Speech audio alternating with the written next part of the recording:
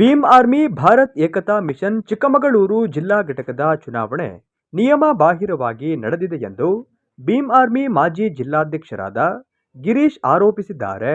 ಇವತ್ತು ಪತ್ರಿಕಾ ಗೋಷ್ಠಿ ವಿಷಯ ಏನಂತಂದ್ರೆ ಇತ್ತೀಚೆಗೆ ರಾಜ್ಯಾಧ್ಯಕ್ಷರು ದಿನಾಂಕ 18/10/2025ರಂದು ಚಿಕ್ಕಮಗಳೂರು ಅಂಬೇಡ್ಕರ್ ಭವನದಂದು ಒಂದು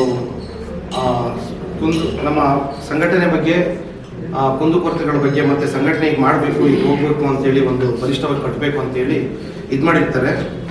ಅವತ್ತಿನ ದಿನ ಅಡಾಪ್ ಕಮಿಟಿಯಲ್ಲಿ ಒಂದು ಅಡಾಪ್ ಕಮಿಟಿನೂ ಕೂಡ ಮಾಡಿರ್ತಾರೆ. ಭೀಮ್ ಆರ್ಮಿ ಸಂಘಟನೆ ಹಿಂದೆ ಇದ್ರೂ ಕೂಡ ಸ್ವಲ್ಪ ಲೋಪದೋಷಗಳಿಂದ ಒಂದು ಅಡಾಪ್ ಕಮಿಟಿನ ಮಾಡ್ತಾರೆ, ಒಂದು ಹೊಸ ಟೀಮ್ನ ರಚಿಸಬೇಕಂತ ಹೇಳಿ.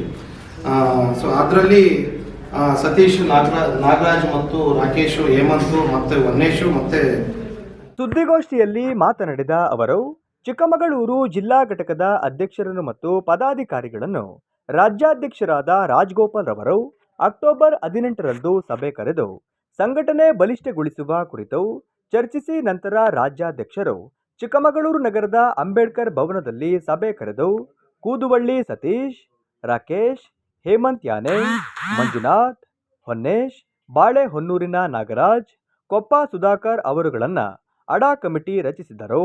ಡಿಸೆಂಬರ್ 20ರಂದು ರಾಜ್ಯಾಧ್ಯಕ್ಷರ ಅನುಮತಿ ರಾಜ್ಯ ಉಪಾಧ್ಯಕ್ಷರಾದ ತಬಸುಂ ಪಾಷಾರವರು ಅಡಾ ಕಮಿಟಿ ಸದಸ್ಯರಿಗೆ ಯಾವುದೇ ಮಾಹಿತಿ ನೀಡದೆ 15 ದಿನಗಳ ಮುಂಚೆ ಜಿಲ್ಲಾಧ್ಯಕ್ಷರ ಚುನಾವಣೆ ಪ್ರಕಟಣೆ ಹೊರಡಿಸದೆ ರಾಜ್ಯ ಉಪಾಧ್ಯಕ್ಷರು ಏಕಾಏಕಿ ಒಂದು ಗುಂಪಿನ ಪರವಾಗಿ ನಿಂತು ಚುನಾವಣೆ ನಡೆಸಿದ್ದಾರೆ ಎಂದರು. ಸುಧಾಕರ್ ಅಂತ ಹೇಳಿ ಅವ್ರನ್ನ ನೇಮಕ ಮಾಡಿರ್ತಾರೆ. ಸೊ ಅದು ಆ ನೇಮಕದಲ್ಲಿ ಏನಾಗುತ್ತೆ ಅಂತಂತಂದ್ರೆ ಎಲ್ಲರೂ ಎಲ್ಲ ಜಿಲ್ಲೆಗಳಲ್ಲೂ ಆಲ್ರೆಡಿ ಭೀಮ್ ಆರ್ಮಿ ಇತ್ತು, ಮತ್ತೆ ಇವರಿಗೆ ಒಂದು ಹೊಸ ಒಂದು ಜವಾಬ್ದಾರಿನ ಕೊಟ್ಟಿರ್ತಾರೆ. ಆ ಜವಾಬ್ದಾರಿಯಲ್ಲಿ ಎಲ್ಲರೂ ಒಳಗೊಂಡಂತೆ ಒಂದು ಮೆಂಬರ್ಶಿಪ್ ಮಾಡಿ ಒಂದು ಇದು ಮಾಡೋಣ, ಒಂದು 3 ತಿಂಗಳ ನಂತರ ಚುನಾವಣೆ ಮಾಡೋಣ ಅಂತ ಹೇಳಿ ಹೇಳಿರ್ತಾರೆ. ಆದರೆ ಇಲ್ಲಿ ದಿನಾಂಕ 20ನೇ ತಾರೀಕು ಏನಾಗ್ಬಿಡುತ್ತೆ ಅಂತಂದ್ರೆ ಡಿಸೆಂಬರ್ಲಿ ಯಾವುದೇ ಭೀಮ್ ಆರ್ಮಿ ಕಾರ್ಯಕರ್ತರು ಸುಮಾರು 1200 ಭೀಮ್ ಆರ್ಮಿ ಕಾರ್ಯಕರ್ತರು ಒಳಗೊಂಡಂತೆ ಭೀಮ್ ಆರ್ಮಿ ಸಂಘಟನೆ ಇಲ್ಲಿ ಚಿಕ್ಕಮಗಳೂರಲ್ಲಿ ತುಂಬ ದೊಡ್ಡ ಮಟ್ಟದಲ್ಲಿದೆ.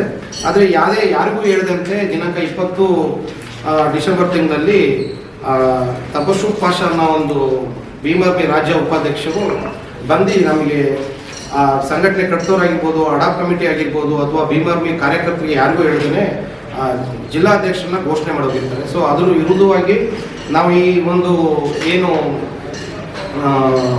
ಈ ಜಿಲ್ಲಾ ಅಧ್ಯಕ್ಷರು ಏನಿದ್ದಾರೆ ಇದನ್ನ ನಾವು ಯಾವುದೇ ಕಾರಣಕ್ಕೂ ಯಾವ ಕಾರ್ಯಕರ್ತರು ಕೂಡ ಒಪ್ಪಿರಲ್ಲ. ಯಾಕೆ ಅಂತಂತಂದ್ರೆ ನಮ್ಮ ಇಲ್ಲಿ ಇಂಪಾರ್ಟೆಂಟ್ ಏನಪ್ಪ ಅಂತಂದ್ರೆ ಅಧ್ಯಕ್ಷ ಇಂಪಾರ್ಟೆಂಟ್ ಅಲ್ಲ, ಸಂಘಟನೆ ಇಂಪಾರ್ಟೆಂಟು. ಸಂಘಟನೆ ಉಳಿಯುಗೋಸ್ಕರ ಇವತ್ತು ಆ ಅಧ್ಯಕ್ಷರು ಸರಿಯಾದ ಒಂದು ಉದ್ದೇಶದಿಂದ ಮತ್ತೆ ಅದು ಅಕ್ರಮವಾಗಿ ಮಾಡಿರೋದ್ರಿಂದ ಸೊ ಈ ಒಂದು ಅಧ್ಯಕ್ಷನ ಒಪ್ಪಿಲ್ಲ ಅನ್ನೋದು ನಮ್ಮ ಒಂದು ಇದೆ. ಸುದ್ದಿಗೋಷ್ಠಿಯಲ್ಲಿ ಸತೀಶ್, ರಾಕೇಶ್, ಸುರೇಶ್, ಕೌಶಿಕ್, ಹೇಮಂತ್, ದಿಲೀಪ್ ಉಪಸ್ಥಿತರಿದ್ದರು.